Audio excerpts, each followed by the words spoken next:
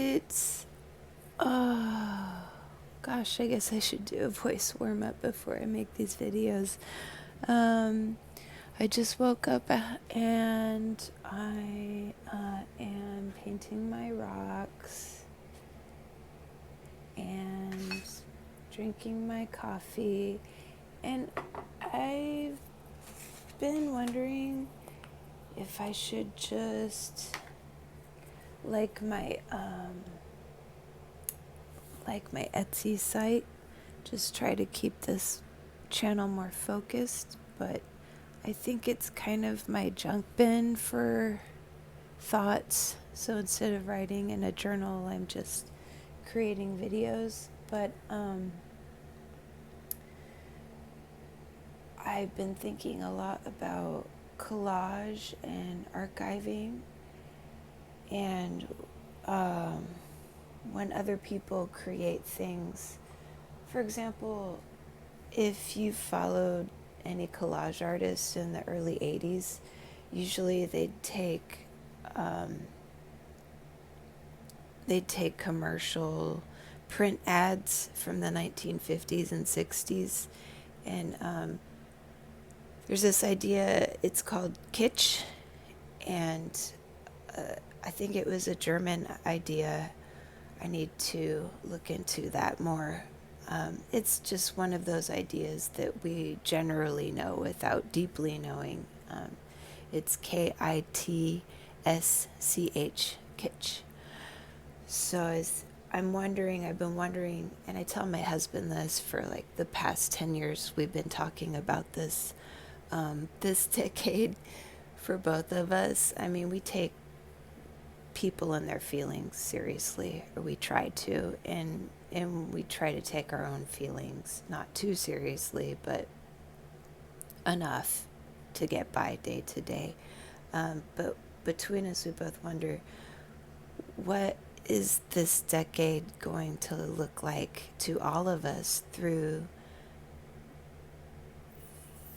the lens of 30 years from now, or 20 or 30 years from now? And is it just fodder for the collage in the next coming zeitgeist, which is also a German word, which I like very much. It translates in English to time ghost. I'm not trying to sound smart. I'm not smart. I'm obsessed about art and art movements and time, and I'm obsessed with the last century. So if that's you, let's be buds on the internet. I gave up my Instagram.